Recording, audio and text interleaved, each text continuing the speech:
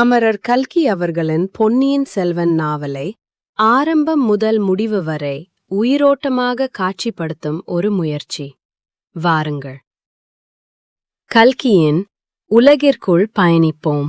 திடீரென்று பொங்கிய புது வெள்ளம் போன்ற ஆச்சரியத்தின் வேகம் சிறிது குறைந்ததும் புலவர் தலைவரான நல்லன் சாத்தனார், பிரபு, அப்படியானால் இந்த பாடலை இயற்றிய கவி என்று தயங்கினார்.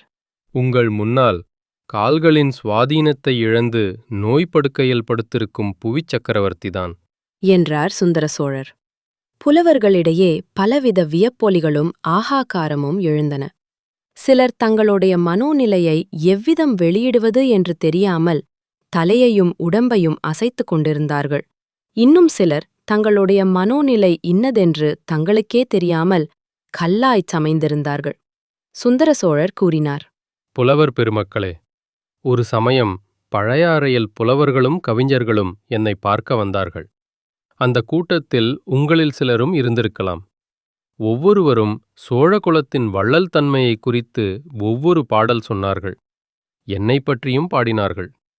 நான் இவருக்கு அதை கொடுத்தேன், அவருக்கு இதை அளித்தேன் என்றெல்லாம் பாடினார்கள். அச்சமயம் இளைய பிராட்டி குந்தவையும் என் அருகில் இருந்தாள். புலவர்கள் பரிசில்கள் பெற்றுச் சென்ற பிறகு அவர்கள் பாடிய பாடல்களை அரசிளங்குமரி புகழ்ந்து பாராட்டினாள். குந்தவையிடம் நான் புலவர்களையெல்லாம் விட என்னால் நன்றாகப் பாட முடியும் என்று சபதம் கூறினேன். பிறகு தான் வேடிக்கையாக இந்த பாடலை பாடினேன். எனக்கு பரிசு கொடு என்று கேட்டேன். குழந்தை என் முதுகின் மேல் ஏறி உட்கார்ந்து கொண்டு, இந்தாருங்கள் பரிசு என்று கன்னத்துக்கு 2 அறை கொடுத்தாள். அது நேற்று நடந்தது போல் எனக்கு ஞாபகம் இருக்கிறது. ஆனால் ஆண்டு 8க்கு மேல் ஆகிறது. விந்தை விந்தை என்றும் அற்புதம் அற்புதம் என்றும் புலவர்கள் கூறி மகிழ்ந்தார்கள்.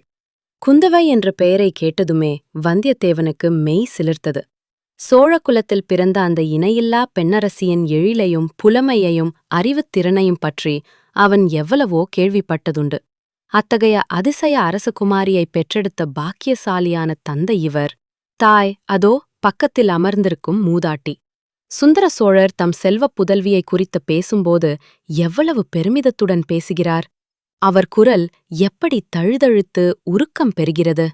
வந்தியத்தேவனுடைய வலக்கரம் அவனுடைய இடையை சுற்றி கட்டியிருந்த பட்டுத்துணிச் சுருளை தடவி பார்த்தது. ஏனெனில் குந்தவை பிராட்டிக்கு அவன் கொண்டு வந்திருந்த ஓலை அச்சுருளுக்குள் இருந்தது. தடவி பார்த்த கை திகைப்படைந்து செயலிழந்து நின்றது. அவனுடைய உள்ளம் திக்பிரமை கொண்டது. ஐயோ, இது என்ன? ஓலையைக் காணோமே. எங்கே போயிற்று? எங்கேயாவது விழுந்து விட்டதோ? சக்கரவர்த்தியின் ஓலையை எடுத்தபோது அதுவும் தவறி விழுந்திருக்குமோ? எங்கே விழுந்திருக்கும்? ஒருவேளை ஆஸ்தான மண்டபத்தில் விழுந்திருக்குமோ? அப்படியானால் சின்ன பழுவேட்டரையரின் கையில் சிக்கிவிடுமோ? சிக்கிவிட்டால் அதிலிருந்து ஏதேனும் அபாயம் முளைக்குமோ? அடடா, என்ன பிசகு! எத்தனை பெரிய தவறுதல்! இதிலிருந்து எப்படி சமாளிப்பது? குந்தவை தேவிக்கு கொணர்ந்த ஓலை தவறிவிட்டது என்று அறிந்த பிறகு வந்தியத்தேவனுக்கு அங்கு இருப்பு கொள்ளவில்லை. மேலே நடந்த பேச்சுவார்த்தைகளும் அவன் காதில் சரியாக விழவில்லை. விழுந்ததும் மனத்தில் நன்கு பதியவில்லை. சுந்தர சோழர் வியப்புக் கடலில் மூழ்கியிருந்த புலவர் கூட்டத்தை பார்த்து மேலும் கூறினார், நான் விளையாட்டாகச் செய்த பாடலை குந்தவை யாரிடமாவது சொல்லியிருக்க வேண்டும். ஒருவேளை பழையாறை திருமேற்றளி ஆலயத்தின் ஈசான்ய பட்டாச்சாரியாரிடம் சொல்லியிருக்கலாம். அவர் இப்பாடலை நாடெங்கும் பரவும்படி செய்து என்னை உலகம் பரிகசிப்பதற்கு வழி செய்துவிட்டார். பிரபு, தாங்களே பாடியிருந்தால் என்ன? பாடல் அற்புதமான பாடல்தான், சந்தேகமே இல்லை. தாங்கள் புவிச் சக்கரவர்த்தியாயிருப்பதோடு கவிச்சக்கரவர்த்தியும் ஆவீர்கள். ஆயினும் இச்சமயம் அதே பாடலை நான் பாடியிருந்தால் இன்னொரு கொடையையும் சேர்த்திருப்பேன். இந்திரனுக்கு யானையும் சூரியனுக்கு குதிரையும் சிவனாருக்கு பல்லக்கும் கொடுத்ததோடு நிறுத்தியிருக்க மாட்டேன். மார்க்கண்டனுக்காக மரளியை சிவபெருமான் உதைத்தார் அல்லவா? அந்த உதைக்கு யமன் தப்பித்துக் கொண்டான். ஆனால் அவனுடைய எருமைக்கடா வாகனம் சிவபெருமான் கோபத்தை தாங்காமல் அங்கேயே விழுந்து செத்துவிட்டது. வாகனமில்லாமல் யமன் திண்டாடிக் கொண்டிருந்ததை அறிந்து பழையாறை சுந்தர சோழர் யமனுக்கு எருமைக்கடா வாகனம் ஒன்றை அனுப்பினார். இப்படி ஒரு கற்பனையும் சேர்த்திருப்பேன். அந்த எருமைக்கடாவின் பேரில் ஏறிக்கொண்டுதான் யமன் இப்போது ஜாம் ஜாம் என்று என்னை தேடி வந்து கொண்டிருக்கிறான். நமது தஞ்சை கோட்டை தளபதி சின்னப் பழுவேட்டரையரால் கூட யமதர்மராஜனையும் அவனுடைய எருமைக்கடா வாகனத்தையும் தடுத்து நிறுத்திவிட முடியாதல்லவா? இப்படி சுந்தர சோழர் சொன்னபோது அவர் அருகில் வீற்றிருந்த உடைய பிராட்டி வானவன்மாதேவியின் கண்களில் நீர் அருவி பெருகிற்று. அங்கிருந்த புலவர்கள் பலர் விம்மி அழத் தொடங்கிவிட்டார்கள். சின்ன பழுவேட்டரையர் மட்டுமே மனோதிரத்துடன் இருந்தார்.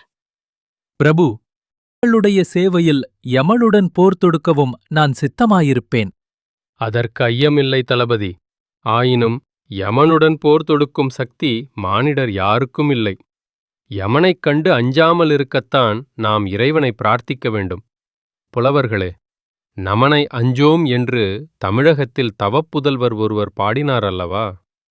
ஒரு புலவர் எழுந்து அப்பாடலை பாடினார். நாமார்க்கும் குடியல்லோம் நமனை அஞ்சோம், நரகத்தில் இடர்படோம் நடலையல்லோம் ஏமாப்போம் பிணியறியோம். சக்கரவர்த்தி இந்த இடத்தில் குறுக்கிட்டு, ஆகா, இறைவனை பிரத்யட்சமாகத் தரிசித்த மகானைத் தவிர வேறு யாரால் இவ்வளவு துணிச்சலாக பாட முடியும்? அப்பர் சுவாமிகளுக்கு கொடிய சூலை நோய் இருந்தது. இறைவன் அருளால் நோய் நீங்கிற்று. எனவே பிணியறியோம் என்று பாடியிருக்கிறார். புலவர்களே, என்னைப் பற்றியும் என் கொடைகளைப் பற்றியும் பாடுவதை நிறுத்திவிட்டு இனி இத்தகைய அருள்வாக்கை பாடுங்கள். அப்பரும் சம்பந்தரும் சுந்தரமூர்த்தியும் இதுபோல் ஆயிரக்கணக்கான பக்திமயமான தீந்தமிழ் பாடல்களை பாடியிருக்கிறார்கள். அப்பாடல்கள் எல்லாவற்றையும் ஒருங்கு சேர்த்தால் எவ்வளவு நன்றாயிருக்கும்! படித்தும் பாடியும் பரவசமடைவதற்கு ஓர் ஆயுட்காலம் போதாது அல்லவா? அரசர்க்கரசே, தாங்கள் அனுமதித்தால் அந்த திருப்பணியை இப்போதே தொடங்குகிறோம். இல்லை, என்னுடைய காலத்தில் நடக்கக்கூடிய திருப்பணி அல்ல அது. எனக்குப் பின்னால். இவ்விதம் கூறி தயங்கி நின்ற சுந்தர சோழர் சிந்தனையில் ஆழ்ந்தார். அரண்மனை மருத்துவர் சின்ன பழுவேட்டரையரின் அருகில் வந்து அவர் காதில் ஏதோ சொன்னார். அதை கவனித்த சுந்தர சோழர் தூக்கி வாரி போட்டவரைப் போல் கண்ணை நன்கு விழித்து சபையோரை பார்த்தார். வேறொரு உலகத்திலிருந்து, மரணத்தின் வாசலிலிருந்து, யமனுலகக் காட்சியிலிருந்து திடீரென்று திரும்பி வந்தவரைப் போல் சக்கரவர்த்தி தோன்றினார். பிரபு, சங்கப்பாடல் ஒன்றைக் கேட்க வேண்டும் என்று தங்கள் விருப்பத்தை தெரிவித்தீர்கள்.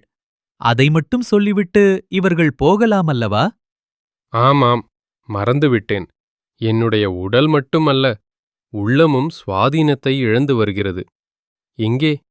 சங்கப்பாடலைச் சொல்லட்டும். சின்ன பழுவேட்டரையர் நல்லன் சாத்தனாருக்கு சமிஞ்ஞை செய்தார்.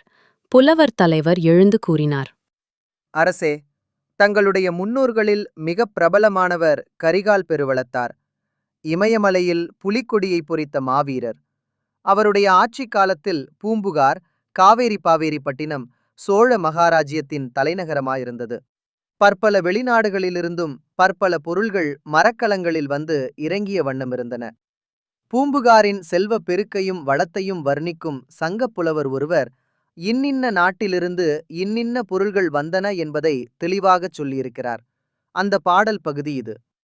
வடமலை பிறந்த மணியும் பொன்னும், குடமலை பிறந்த வாரமும், அகிலும் தென்கடல் முத்தும், குணகடல் துகிரும் கங்கை வாரியும், காவிரி பயனும், இழத்து உணவும், காழகத் தாக்கமும். பாடலில் இந்த இடம் வந்தபோது சுந்தர சோழர் கையினால் சமிஞ்ஞை செய்யவே புலவர் நிறுத்தினார். தளபதி, கரிகால் வளவர் காலத்தில் ஈழ நாட்டிலிருந்து தமிழகத்துக்கு உணவுப் பொருள் வந்து கொண்டிருந்தது என்று இப்பாடல் சொல்கிறது. அதை நான் அறிவதற்காகத்தானே இப்புலவர்களை அழைத்து வந்தீர். ஆமரசே, என்று கோட்டை தளபதி கூறியது சிறிது ஈனஸ்வரத்தில் கேட்டது. அறிந்து கொண்டேன். இனி இப்புலவர்களை பரிசில்கள் கொடுத்து அனுப்பிவிடலாம். புலவர்களே, நீங்கள் இப்போது விடைபெற்றுக் கொள்ளலாம் என்றார் கோட்டை தளபதி. புலவர்கள் மன்னருக்கு வாழி கூறி கோஷித்துக் கொண்டு புறப்பட்டுச் சென்றார்கள். குந்தவை தேவிக்கு கொண்டு வந்த ஓலையை காணாததால் மனக்கலக்கம் அடைந்திருந்த வல்லவரையன் அப்புலவர்களுடனே தானும் நழுவி விடலாம் என்று எண்ணி கூட்டத்தின் நடுவில் நடந்து சென்றான். ஆனால் அவன் எண்ணம் நிறைவேறவில்லை.